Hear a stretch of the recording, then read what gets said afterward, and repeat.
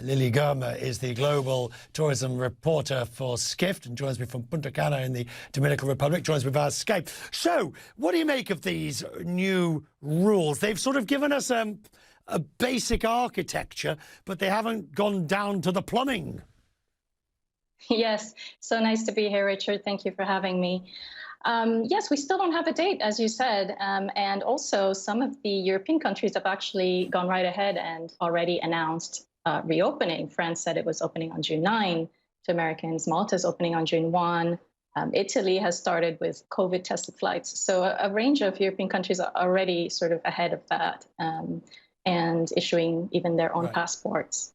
So how significant is it that the EU has at least, I mean, the UK has got its traffic light system. The US hasn't really got anything at the moment. How significant is it that the EU has come forward with this, with the enormous pent-up demand that we know about?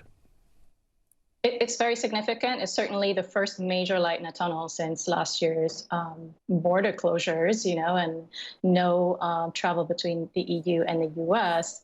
And it also means that vaccinations have advanced quite significantly, both in the US as well as some of the major European destinations, and including the UK.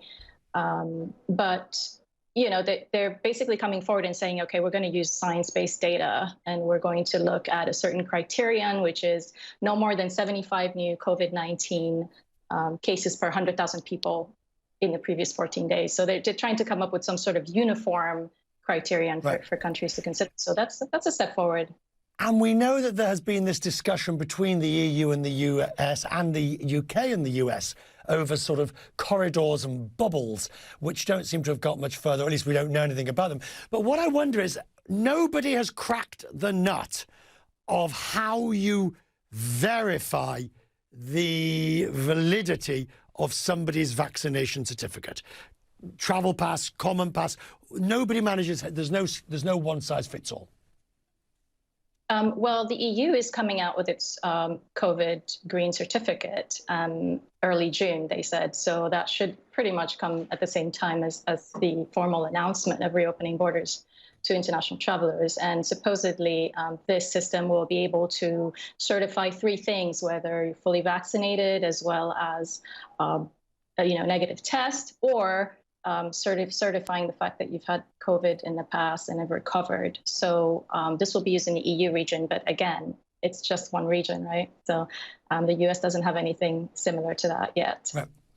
Ed Bastian said last week on this programme, Ed Bastian of Delta said that he thought that most of travel, for the airlines anyway, in terms of the US carriers, would be domestic US. He did not see significant transatlantic tourism happening, certainly not in the first half, arguably not much at all until the fall across the Atlantic. Do you think he's right? I think I have to agree with that. And I think that our airline team has also said that along those lines, even though JetBlue just announced, I believe today, that they're launching their London flight in August, I think it is, New York, London. So I think they're really optimistic. It's looking better, but I do agree that it's going to be mostly domestic, and it's going to be a huge domestic boom travel in the US. Lily, thank you, and you